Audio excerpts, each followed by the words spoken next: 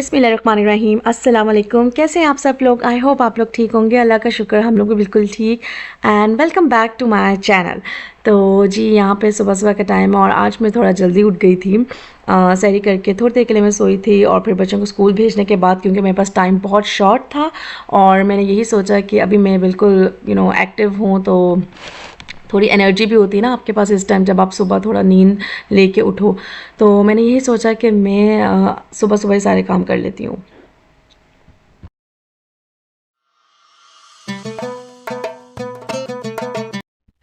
अच्छा, मैंने अपने घर में इफ़्तार पार्टी होस्ट की हुई थी, तो उसी के लिए आज के व्लॉग में मैं सारी प्रिपरेशंस करने वाली हूँ। आप लोग वो सब देखेंगे। तकरीबन 20 से 25 लोग थे और कुछ बच्चे थे उनके साथ। तो सबसे पहले तो मैंने सोचा कि मीठा बना के रख देना चाहिए। मैं बना रही थी 3 मिल्क केक, जिसको टर्किश डिलाइट भी कहा जाता है, बहुत फेमस है। जिसके लिए मैंने 4 अंडे लिए हैं और चीनी ली है।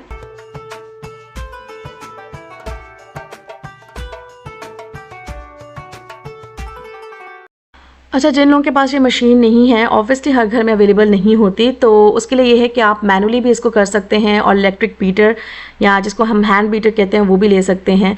तो एनीवेज़ यहाँ पे मैंने इसको अच्छी तरीके से बीट किया, उसको फिर मैंने असेंबल किया इस प्लेटर के अंदर और फिर मैंने बेक करने के लिए रख दिया ऑलमोस्ट 180 डिग्री सेंटीग्रेड के ऊपर। तो आप देख सकते हैं कितना अच्छा इसका टेक्सचर आया है, बहुत खूबसूरत इसकी लुक थी। और आप किसी पिन की हेल्प से ना इसके अंदर इंसर्ट करके वो भी देख सकते हैं कि ये हो गया है कि नहीं हुआ। मीनवाइल मैंने इसके अंदर होल्स कर दिए थे और उसके हेल्प से जो जितनी भी आपकी क्रीम थी ना वो इसके अंदर चली गई थी। और फिर उसके ऊपर एक क्रीम की थिक लेयर जो है ना, मैंने उसको पुट इन करके फ्रिज में थोड़ी देर के लिए रख दिया था, ऑलमोस्ट 10 to 15 मिनट्स के लिए। प्रीवियस क्लिप पे मैं आपको बताना भूल गई, वहाँ पे मैंने वनीला एक्सट्रैक्ट भी ऐड अप किया था और यहाँ पे मैं कैरामलाइज बना रही हूँ टॉपिंग करने के लिए चीनी के साथ। बहुत मज़े की ये भी बनती है, इसको भी आप ट्राई कीजिए। और अच्छी सी ड्रेसिंग और गार्निशिंग करने के लिए आप लोग कोई छोटा सा कंटेनर या जार ले सकते हैं जिसकी लिड इस तरह से बिल्कुल बारीक हो, और ये कि आप उसको किसी भी फॉर्म में रेक्टेंगुलर, स्क्वायर, डायगोनल, जिस तरह से भी आपने उसको डेकोरेट करना है आप उसके ऊपर टॉपिंग कर सकते हैं। अगर आपका मीठा बन जाए ना तो आपकी काफ़ी ज़्यादा टेंशन रिलीज़ हो जाती है, क्योंकि आपको इफ्तारी के बाद जो है ना दिल चाहता है समटाइम्स थोड़ा मीठा खाने को, ताकि आपकी एनर्जी जो है वो रीगेन हो जाए। तो एनीवेज़ यहाँ पे आप देख सकते हैं कितनी प्यारी इसकी टॉपिंग लग गई है, कितना ये खूबसूरत लग रहा है। बहुत सिंपल सी और इजी रेसिपी है, सबको बहुत पसंद आई थी और बार बार सब मेरे से पूछ रहे थे कि इसको कैसे बनाया, और कुछ लोगों ने तो रेसिपी प्रॉपर मांगी भी मेरे से। एनीवेज़ यहाँ पे मैंने ये आलू का मिक्सचर रेडी किया हुआ है, सिंपल सी रेसिपी है। इसको मैंने बेसिकली समोसे बनाने थे और यहाँ पे मैंने पुलाव के लिए मसाला उसका रेडी किया है। प्याज को मैंने फ्राई कर लिया था, लहसुन अदरक का पेस्ट डाला था और वही जो आप थोड़ा सा दही डालते हो, टमाटर भी ऐड अप करने हो तो आप कर सकते हो। सेकेंडली ये कि यहाँ पे मैंने चिकन को श्रेड कर लिया था, कुछ मैंने पफ पैटीज़ बनानी थी और कुछ मैंने जो है सैंडविचेस बनाने थे।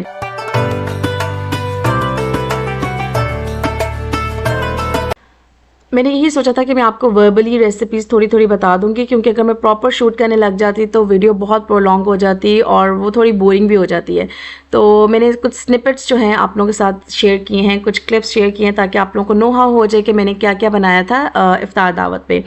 तो ये जी, ये मूंग की दाल, छिलके वाली जो दाल होती है उसके बड़े बनाए थे, और एक मैंने बनाए थे चने की दाल के दही भल्ले। तो इसको मैंने एक प्लेटर में जो है ना इकट्ठा ही रख दिया था, ताकि लोगों को डिफरेंट डिफरेंट टेस्ट आए। मूंग की दाल के छिलके वाले जो होते हैं बड़ों की, उसका भी टेस्ट वो ले सकें, और दूसरा ये कि चने की दाल जो होती है उसका भी टेस्ट ले सकें। तो यहाँ पे मैंने दही को अच्छे तरीके से फेंटा, नमक थोड़ी सी डाला, मिर्च डाली, जो कुटी हुई मिर्च होती है वो डाली, थोड़ा सा मेरा होममेड चाट मसाला था मैंने वो डाला। अच्छा, मैंने स्पाइसेस इस दफ़ा बहुत माइल्ड रखी हैं, क्योंकि समटाइम्स बहुत ज़्यादा लोग स्पाइसेस खा भी नहीं सकते। कुछ लोगों को थोड़ा सा इश्यूज़ हो जाते हैं, गैस्ट्रिक इश्यूज़ भी हो जाते हैं, क्योंकि ऑलरेडी काफ़ी ज़्यादा फ्राइड आइटम्स बनती है। तो मैंने स्पाइसेस सारी बहुत मिनिमल रखी थी ताकि लोग इंजॉय कर सकें, खा सकें, ज़्यादा स्पाइसेस नहीं थी। सेकेंडली ये कि बच्चे भी आ रहे थे और बच्चे ऑब्वियसली फिर मुश्किल होता है उन लोगों से खाना। तो मैंने बच्चों को भी माइंड में रखा और मैंने बड़ों को भी रखा, और फिर मैंने इफ्तार वाली आइटम्स उसको भी माइंड में रखा। कुछ हेल्दी ऑप्शंस भी मैंने इंट्रोड्यूस करवाई, जिस तरह ये सैंडविचेस थे, पफ पैटीज़ थी, दही बड़े थे, ये सारी हेल्दी आइटम्स थी। और इसमें ऑब्वियसली चिकन डला हुआ था और चिकन में प्रोटीन होता है। फ्रूट चाट जो थी वो भी बहुत न्यूट्रिशियस और बहुत हेल्दी होती है, और जब आप इफ्तार में इसको खाते हैं तो आपको ऐसा लगता है कि आपको इंस्टेंट एनर्जी मिली है। तो जैसे कि मैंने आपको प्रीवियस व्लॉग्स में बताया हुआ है कि हम लोग फ्रूट चाट में कोई स्पाइसेस ऐड नहीं करते, ना नमक, ना मिर्च, चीनी, नथिंग, कोई लाइक एडिटिव ऐड नहीं करते। हम लोग फ्रूट को एज इन फ्रूट ही खाते हैं, और बिलीव मी आप भी करके देखें, आपको बहुत ज़्यादा मज़ा आएगा। तो खैर यहाँ पे मेरे हस्बैंड भी किचन में आ गए थे। ऑब्वियसली एक बंदे का काम नहीं होता समटाइम्स हैंडल करना।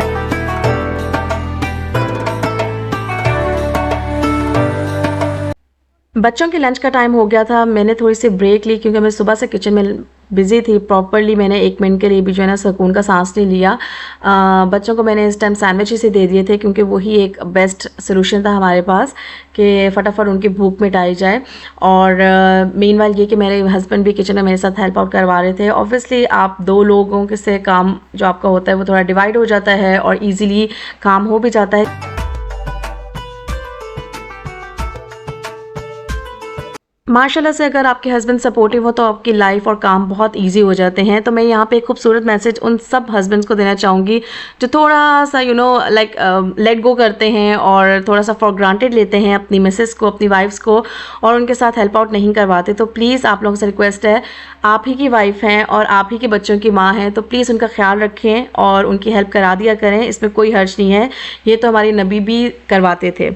तो कुछ चीज़ें हमारी जो इस्लाम में हैं वो बहुत ज़्यादा हैं, बट हम उनको बिल्कुल भी अपनी नॉर्मल लाइफ में फॉलो नहीं करते। यहाँ पे इफ्तारी होने से तकरीबन 2 घंटे पहले हम लोगों ने सैंडविचेस बनाए थे, और सैंडविचेस भी अगर आप इसको इस तरह से कवर करके नहीं रखोगे, किसी प्लास्टिक शीट में रैप करके नहीं रखोगे, तो ऑब्वियसली आपके सैंडविचेस ड्राई होना स्टार्ट हो जाएंगे और वो उस तरह से मज़ा नहीं आएगा आपको खाने का। और फ्रूट चाट भी मैंने बना ली थी, बट मैंने बनानास जो थे वो बिल्कुल एंड पे डाले थे क्योंकि बनाना और एप्पल जो है उसके अंदर उसका जो कलर है वो थोड़ा डीफेड होने लग जाता है, ब्लैकिश एक टोन आ जाती है। तो कोशिश करें उसको एंड पे बिल्कुल कट करें, और ये कि उसको आप प्लास्टिक शीट से अच्छी तरीके से बाद में रैप कर दें।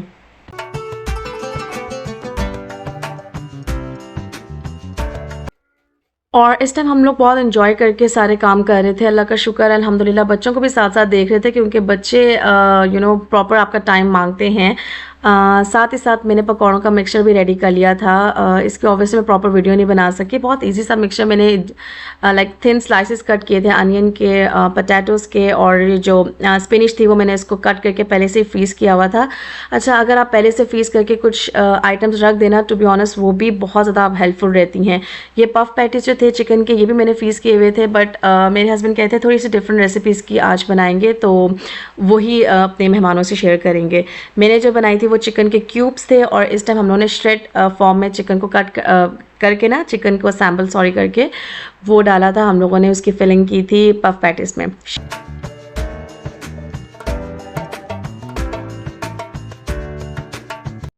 अगर आपकी प्रॉपर प्लानिंग हो जाए ना, और अगर आपके माइंड में हो या आपने लिस्ट बना ली हो कि आपने कौन कौन सी चीज़ों को बनाना है, तो लाइफ ईजी हो जाती है। आपकी सारी किचन का वर्कलोड जो कुछ लोग चम्मच से पकौड़े बनाते हैं, डालते हैं उसको ऑयल में, और कुछ लोग हाथों से डालते हैं। मैं ज़्यादा कंफर्टेबल हाथ से होती हूँ क्योंकि मुझे ऐसा लगता है हाथों की जो मूवमेंट्स है ना आपकी फिंगर्स की, वो बहुत अच्छी शेप देती हैं पकौड़ों को। तो ये एक ट्रिक है, कभी करके देखिएगा अगर तो आप कंफर्टेबल हैं। तो खैर यहाँ पे पफ पैटीज भी रेडी हो रही थी। इसको मैंने अवन में रख दिया था और लाइक हार्डली 10 to 15 मिनट्स इसने लिए थे। साथ साथ मेरे पकौड़े भी बन रहे थे, बहुत ज़्यादा मज़े के बने थे।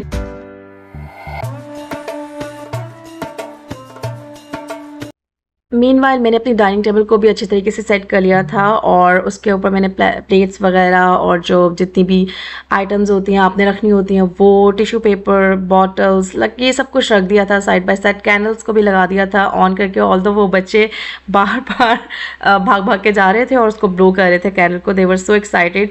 तो फिर मैंने इसको लाइक स्किप किया कि खैर है कुछ नहीं होता। तो यहाँ पे मेरे पकौड़े बन गए थे अल्हम्दुलिल्लाह, अल्लाह का शुक्र। और टाइम भी कम रह गया था, और लास्ट का 1 घंटा जो था 1 आवर वो मैंने रखा हुआ था फ्राइंग के लिए। बाकी सारे मेरे काम हो गए थे अल्हम्दुलिल्लाह, अल्लाह का शुक्र। सही तरीके से मैनेज हो गया सब कुछ। पैनिक तो बिल्कुल नहीं ना करना, आराम से सारी चीज़ें हो ही जाती हैं।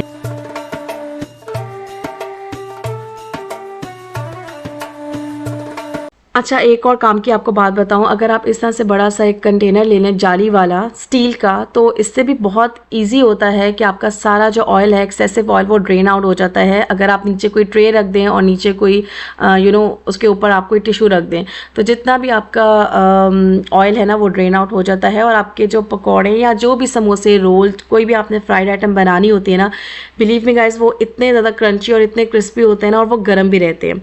तो ये वाली ट्रिक ज़रूर आजमा के देखिएगा। तो आप देख सकते हैं इस टाइम मैं पकौड़ों का जो दूसरा बैच है ना वो उसको बना रही हूँ, और मेरे हाथ किस तरह तेज़ी तेज़ी से चल रहे हैं, और हाथों की मूवमेंट से जो पकौड़ों का वो एक लाइक एक प्रॉपर शेप बनती है ना, वो बहुत अच्छी लगती है। और बहुत मज़े के पकौड़े बने थे, सबने बहुत ज़्यादा तारीफ़ें की थी।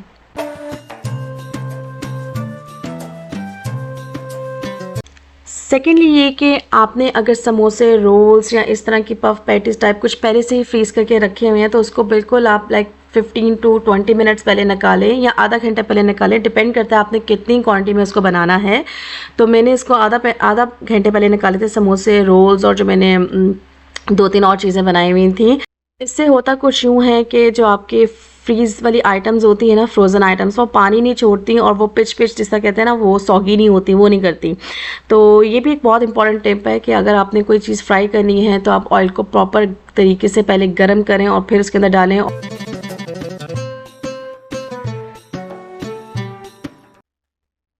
तो I will be honest here, यहाँ पे इस टाइम थोड़ा सा मुझे एंग्जाइटी हो रही थी कि सारे काम ठीक से हो जाएं। ऑल्दो अल्हम्दुलिल्लाह सब कुछ हो भी गया था, बट स्टिल वो एक फीलिंग आ रही थी कि अल्लाह मियाँ जी सारे काम ठीक हो जाए, क्योंकि इस दफ़ा मैंने 25 प्लस लोगों को बुलाया था, जिसमें एडल्ट्स थे और कुछ छोटे बच्चे भी थे।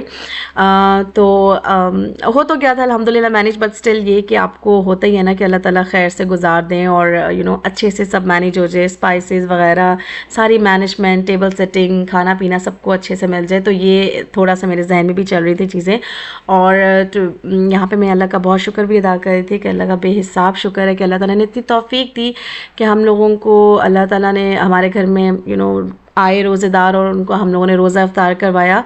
यकीन करें इतनी अच्छी खुशी मिलती है ना, टू बी ऑनेस्ट, कि मैं आपको एक्सप्लेन नहीं कर सकती। और आपका यकीनन इससे रिस्क भी वसी होता है, और आपको ख़ुद भी बहुत अच्छा लगता है, और आप किसी रोज़ेदार का रोज़ा इफ्तार कराओ तो इससे बढ़ के और क्या लाइक एक आपको सवाब का काम है या क्या खुशी है। तो खैर मुझे डेट्स जो थी वो थोड़ी कम लगी, मैंने सोचा इसको दोबारा से मैं जो है ना और थोड़ी सी एडअप कर देती हूँ।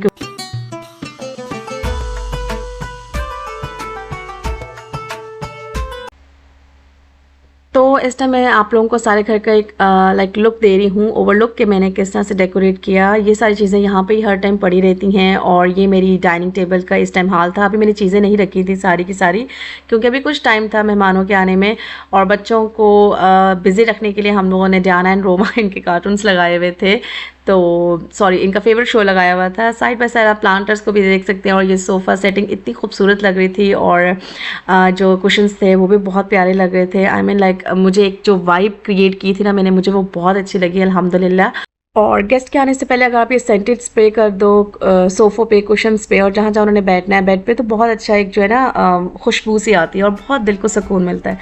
तो यहाँ पे हमारी टेबल भी सेट हो गई है, गेस्ट जो थे वो सारे आ गए थे अल्हम्दुलिल्लाह। उसके बाद ऑब्वियसली मैं कोई बहुत ज़्यादा शूटिंग नहीं कर पाई, अच्छा भी नहीं लगता वैसे भी, और इफ्तारी का भी टाइम हो गया था। बट ये मैंने अपने हस्बैंड को कहा कि आप क्योंकि मर्द हज़ार जो थे वो सारे डाइनिंग टेबल में बैठे थे, और जो ख़वातीन थी वो सारे सोफ़े पे बैठी थी, और बच्चे जो थे वो मतलब लाइक इधर उधर भागम दौड़ उन्होंने लगाई हुई थी, उनको टॉयस दे दिए थे, तो बस उनको तो लाइक एक लाइफ मिल गई थी, और उनको बहुत अच्छा लग रहा था। और फिर जब इतने अरसे बाद आप बच्चे गेट टुगेदर करें और आपस में मिलें, तो वो फिर उनकी तो खुशी देखने वाली होती है, और वो बिल्कुल आउट ऑफ कंट्रोल हो जाते हैं, जिसका मैं आपको जो है ना एंड पे रिज़ल्ट भी दिखाऊंगी।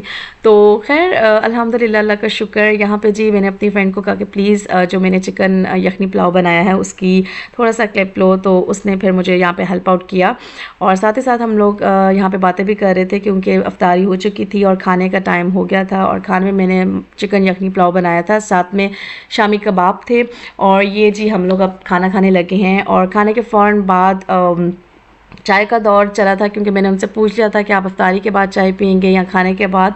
तो मोस्टली लोगों ने यही कहा कि हम लोग खाना पहले खाएंगे और उसके बाद इंशाल्लाह पे हम लोग चाय पियेंगे। तो खैर यहाँ पे जी इफ्तारी भी हो रही है और साथ साथ हम लोग बातें भी कर रहे हैं। बहुत ज़्यादा मज़ा आया, अल्लाह का शुक्र, because of obviously privacy reasons, और मुझे ख़ुद भी अच्छा नहीं लगता कि अगर मेरे घर में कोई मेहमान है तो उसकी प्राइवेसी इन्वेड हो। तो यहाँ पे ये कि मैं थोड़ी थोड़ी वीडियो के बस क्लिप्स ले रही हूँ, और साथ ही साथ नमाज का भी टाइम हो गया, नमाज भी पढ़ी, चाय पी, अल्हम्दुलिल्लाह, अल्लाह का बहुत शुक्र अदा किया। बहुत अच्छे तरीके से दावत हो गई, दावत इफ्तार जो होती है। और यहाँ पे आप देख सकते हैं कि बिल्कुल एंड पे क्या इस टाइम जो है ना हाल है घर का। अल्लाह का शुक्र, मैं फिर भी मुझे बहुत खुशी मिल रही थी, क्योंकि सब मुझे कहते हैं कि अब आपको बहुत काम करना पड़ेगा, पर I was so happy, it's okay, मतलब this is part of life, और एक दिन की एफर्ट है, इट्स ओके। तो खैर आप लोगों मुझे ज़रूर बताइएगा कमेंट सेक्शन में आप लोगों को ये ब्लॉग कैसा लगा। प्लीज़ एक लाइक ज़रूर कर दीजिएगा। अपने लाइक्स के थ्रू और सब्सक्राइबिंग के थ्रू मुझे आप लोगों ने बताना है कि आप लोगों को ये वीडियो कैसी लगी। कमेंट्स करके ज़रूर फीडबैक दीजिएगा, मुझे इंतज़ार रहेगा। और यहाँ पे मैं और मेरे हस्बैंड अब जो शानदार पीने लगे हैं, क्योंकि बहुत ज़्यादा गला ख़राब था। तो चलें, अब मैं आप लोगों से इजाज़त चाहती हूँ। अपना बहुत ख्याल रखें, टेक केयर, और दुआ में ज़रूर याद रखिएगा और बताइएगा कमेंट्स में मुझे कि वीडियो आपको कैसी लगी। अल्लाह हाफ़िज़।